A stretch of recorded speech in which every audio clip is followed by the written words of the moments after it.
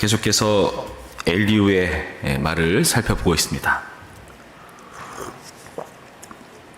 젊은 지혜자인 엘리후가 다른 세 친구보다 나은 점, 우리가 지난 시간 이용보 목사님의 설교를 통해 살펴봤듯이 그는 진리가 있었고 진심이 있었던 인물이죠. 오늘 본문을 보시면 거기에 더해서 몇 가지 더 갖추고 있습니다. 그는 먼저 증거를 가지고 있습니다. 그러니까 증거자예요. 5절 말씀 보시면 이렇게 되어 있죠. 5절부터 보시면 욥이 말하기를 내가 의로우나 하나님이 내 의를 부인하셨고 내가 정당함에도 거짓말쟁이라 하였고 나는 허물이 없으나 화살로 상처를 입었노라 하니, 이 욥의 말을 그대로 인용하면서, 그러니까 공적인 증거죠. 이걸 토대로 평가를 내리고 있는 겁니다. 어떤 사람이 욥과 같으랴 욥이 비방하기를 물 마시듯 하며, 악한 일을 하는 자들과 한패가 되어 악인과 함께 다니면서 이르기를 사람이 하나님을 기뻐하나 무익하다 하는구나. 다른 세 친구들은 짐작으로 욥을 평가하고 그에게 비판했습니다. 엘리후는 그가 했던 말, 함께 여러 차례 친구들과 공방을 거치면서 그가 했던 말을 토대로 욥이 부당하다는 것을 드러내고 있죠. 욥이 하나님의 정의에 대해서, 공의에 대해서 이런 말을 하는 것을 그대로 인용해서 그를 공격하고 있는 상황인 겁니다. 이렇게 공격하는 그의 나름대로의 지혜 기준은 무엇인가? 신학입니다. 신학. 그는 어떤 신학을 가졌을까요? 하나님이 정의롭지 못하다, 공의롭지 못하다 하는 그의 선언을 듣고 그가 가진 신학은 용납할 수 없는 것이 이런 신학을 가졌기 때문입니다. 10절 말씀부터 보시면 이렇게 되어 있죠. 그러므로 너희 총명한 자들아 내 말을 들으라. 하나님은 악을 행하지 아니하시며 전능자는 결코 불의를 행하지 아니하시고 사람의 행위를 따라 갚으사 각각 그의 행위대로 받게 하시나니 진실로 하나님은 악을 행하지 아니하시며 전능자는 공의를 굽히지 아니하시느니라. 하나님의 공의를 변호하고 있습니다. 13절 말씀 보시면은 누가 땅을 그에게 맡겼느냐? 누가 온 세상을 그에게 맡겼느냐? 그가 만일 뜻을 정하시고 그의 영과 목숨을 거두실진대 모든 육체가 다 함께 죽으며 사람은 흙으로 돌아가리라. 하나님의 주권에 대해서 말하고 있죠. 그러니까 그의 뜻은 반드시 이루어질 수밖에 없는 것이다. 그분이 이 세상 모든 것을 창조하신 주인이시기 때문에 그러하다. 그래서 이 모든 것의 권리는 그분께 달려 있다. 나름대로 하나님의 정의, 그리고 그 하나님의 주권에 대해서 설명하고 있죠. 그 이후로도 계속해서 하나님의 공의에 대해서, 지식에 대해서 설명하는 모습을 살펴봅니다. 여러분, 근데 이렇게 하나님의 신학의 근거에서 욥을 평가하는 것, 여러분 어떻게 여겨지십니까? 지금까지 쭉 봐왔지만은 우리는 욥이 잘못이 없다는 걸 알고 있죠. 그럼 욥 입장에서 얼마나 서운한 친구들의 말이었겠습니까? 젊은 엘리후라고 해서 뭔가 새로운 말이 나올 줄 알았는데 그가 했던 진리와 진심 모두 욥에게 있어서 괴로운 말에 불과했습니다.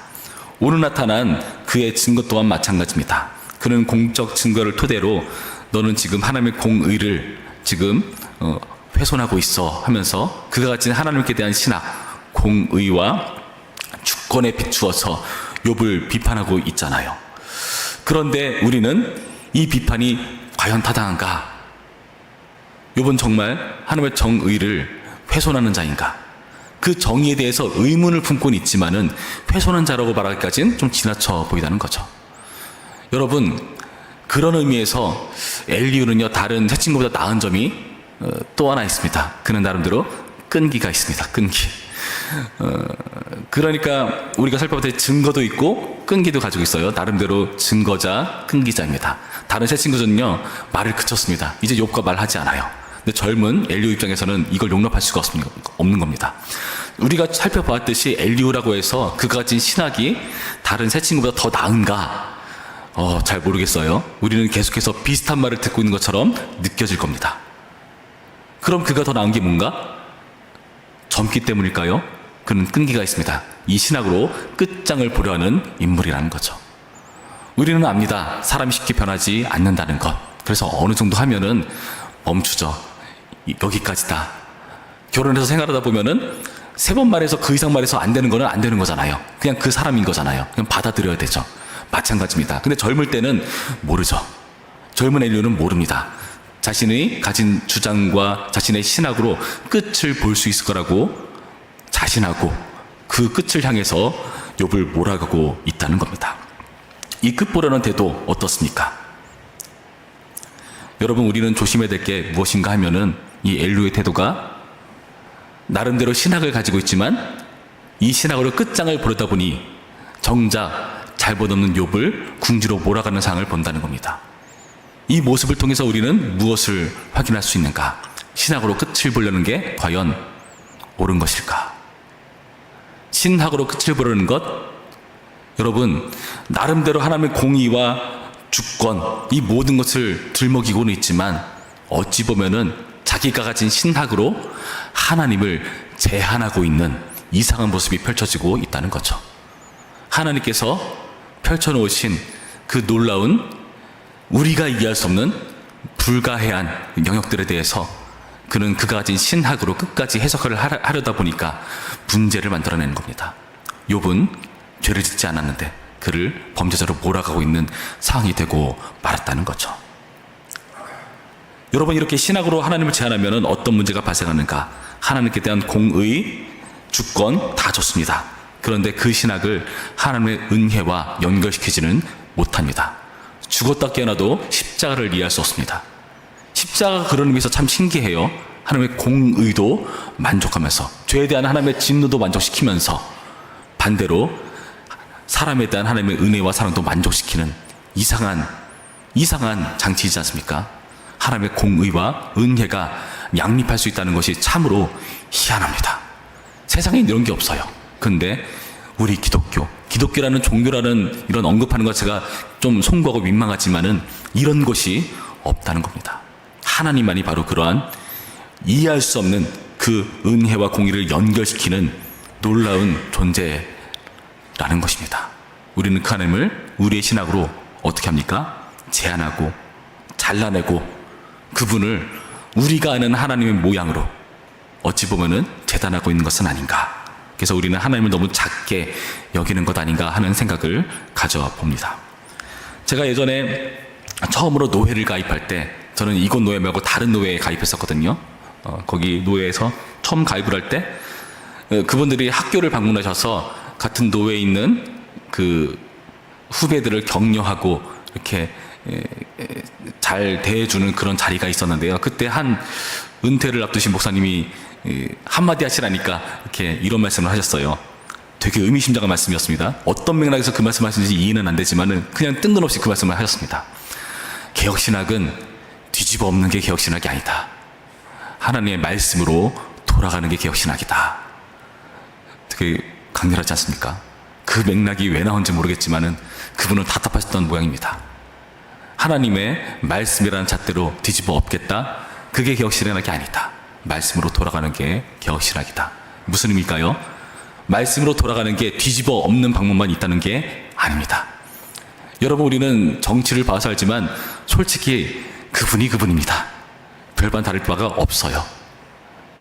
이념, 어떠한 개념, 우리는 잘 모르겠습니다. 그런데 사람이 죄인이라는 것 하나는 압니다. 그래서 우리는 반드시 이 정권이 이 정권이 잘할 거야? 이 정권이 이번에 못했으니까 다음번에 정권이 잘할 거야? 서로 싸우지만은 솔직히 사람은 죄인입니다. 어떤 문제가 발생하는 걸까요? 우리는 끝을 보는 태도로 무조건 뒤집어 엎으려는 것이 아닌가.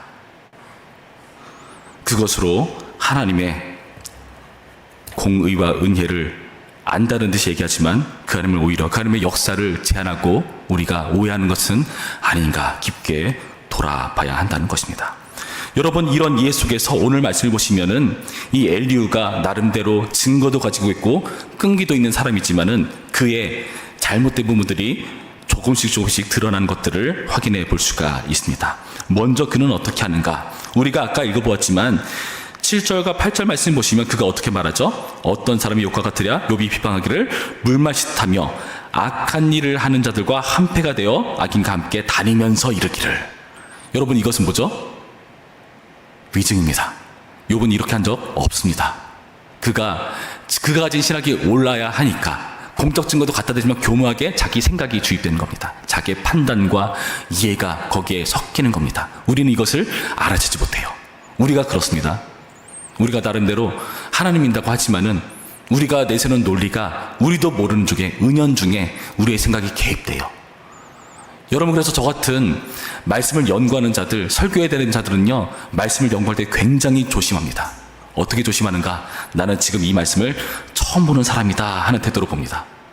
왜냐하면 내가 그 전에 가지고 있던 성경에 대한 지식이 잘못됐을 수도 있거든요. 그 지식으로 오늘의 본문을 함부로 해석하고 판단할까봐 그 모든 거 다 없애버리고 다 지워버리고 본론 요 하나로 시작합니다. 나 아무것도 모릅니다. 하나님, 이 본문 철저하게 살펴보겠습니다. 그러니까 가르쳐 주십시오. 그러면서 깨지기도 합니다. 내가 알고 있는 하나님이 이전엔 이렇게 알고 있었는데 말씀을 살펴보니까 아니었네 하고 저는 새롭게 알게 되는 겁니다. 설교자도 실수할 수 있습니다. 그래서 부단히 주의하고 노력하지만, 그러나 우리가 정말 조심해야 된다는 것을 명심해야 한다는 의미에서 저는 여러분들께 권해드립니다. 항상 뭐든지 내가 실수할 수 있다. 내가 나름대로 개혁신학 좋습니다. 그런데 이것으로도 실수할 수 있다. 개혁신학도요, 성경에 비춰서 다른 분이 있다면 그것도 개혁돼야 되지 않겠습니까? 그게 개혁신학이지 않겠습니까? 또 욥은 어떤 부분에서 잘못되었습니까? 오늘 보면 자세히 보시면은 욥은 이렇게 말합니다. 4절 말씀 보실까요? 우리가 정의를 가려내고 무엇이 선한가 우리끼리 알아보자. 지금 지혜 있는 자들아, 지식 있는 자들아 말하면서 우리 안에서 이 정의를 가려내자, 선한 것을 분별해보자 라고 하지만, 여러분, 과연 이 정의와 선을 가려낼 수 있는 주체는 누구실까요? 하나님밖에 안 계십니다. 우리는 우리가 가진 이해와 지식 속에서 나름대로 결정을 하고 선택을 하지만 우리도 실수할 수 있거든요. 물론 하나님 뜻에 맞춰서 갈 수도 있지만 그렇지 않을 수도 있거든요. 그러니까 우리가 교회 안에서 성령님께 지혜를 구하며 뭘 합니까? 당회도 하고 재직회도 하고 공동의회도 하면서 지혜를 보는 것이지 않습니까? 하나님 뜻을 구하면서 겸손하게요. 틀릴 수도 있다는 전제를 바라보면서 말이죠. 그런데 이들은 어떻습니까? 나름대로 정의와 선, 하나님이 정의고 그분이 선이시고 주권인 자라고 말하면서도 우리 지혜자끼리, 지식 있는 자들끼리 이것을 판단해보자 하면서 오류를 범하는 모습들을 우리는 보는 겁니다. 우리는 확실히 해야 됩니다. 판결의 주체는 우리에게 있지 않습니다. 지혜는 오직 하나님께 있습니다. 정의의 선의 여부요, 엘리후가 잘 말했듯이 하나님께 있습니다. 엘리후는 알았지만 그대로 행하지 못했을 뿐이었습니다. 우리는 선악을 아는 일에 하나님처럼 되려 하는 실수를 범하죠. 그것 때문에 사실 에덴 동산에서 추방당하지 않았습니까? 우리는 이것을 명심해야 되는 겁니다.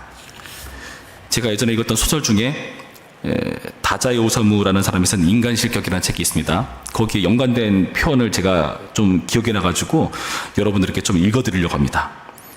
거기 나오는 주인공이 약간 어떤 사람이 보기에 좀 마음에 안 드는 구석이 있었나 봐요. 그래서 그 주인공에 대해서 이렇게 말하고 그에 대한 주인공의 생각을 말하고 있는 장면입니다. 하지만 너도 이제 적당히 계집질은 그만둬야지. 더 이상은 세상이 용납하지 않을 테니까. 세상이란 도대체 무엇일까요? 인간의 복수일까요? 어디에 그 세상이라는 것에 실체가 있을까요?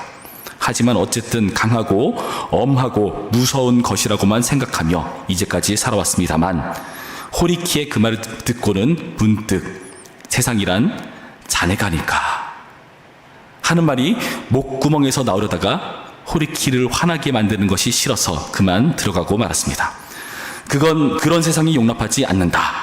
세상이 아니야. 당신이 용납하지 않는 거지요. 그런 짓을 하면 세상으로부터 호되게 당할 걸. 세상이 아니라 당신이지요. 머지않아 세상으로부터 매장당할 거야. 세상이 아니라 매장하는 건 당신이지요.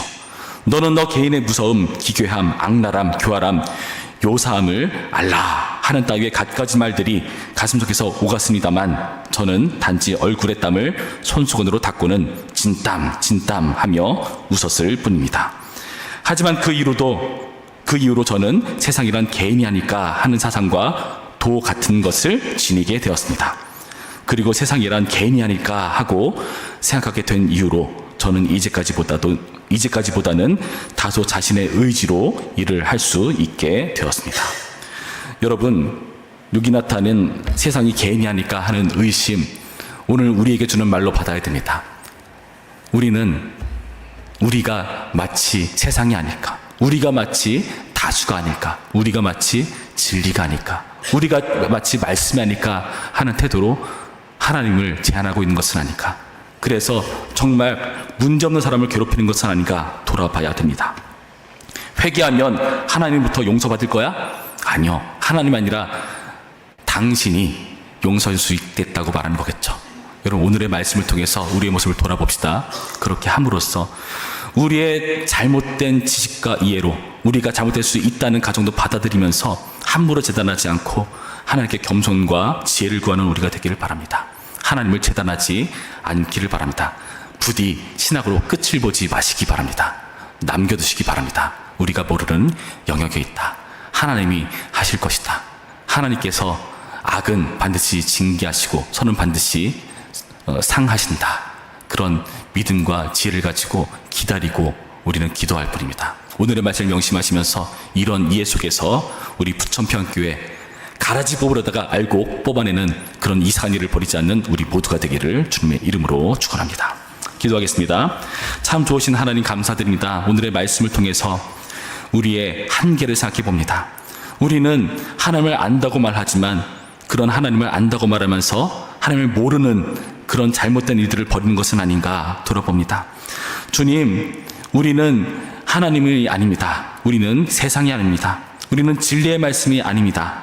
우리는 겸손히 주님께 지혜를 구하며 모든 일을 그 겸손과 지혜 앞에 무릎 꿇을 수 있도록 인도하여 주시옵시고, 우리가 이해하지 못하는 그런 영역들 속에서는 함부로 말하지 않게 하시며 신중하게 돌아보고 모든 이의 의견을 총합하고 선님께 지혜를 구하며 부천평교의 일들을, 우리 가정의 일들을, 나의 모든 인생 가운데의 일들을 주님 앞에 내어놓는, 주님께 맡겨드리는 그런 신자 될 수 있도록 인도하여 주시옵소서. 그렇게 함으로써 우리 부천평교회가 정말 주님의 은혜 안에서, 지혜 안에서 하나님의 역사가 풍성히 드러나는 교회 될 수 있도록 인도하여 주시옵소서. 감사드리며 예수님의 이름으로 기도했습니다. 아멘.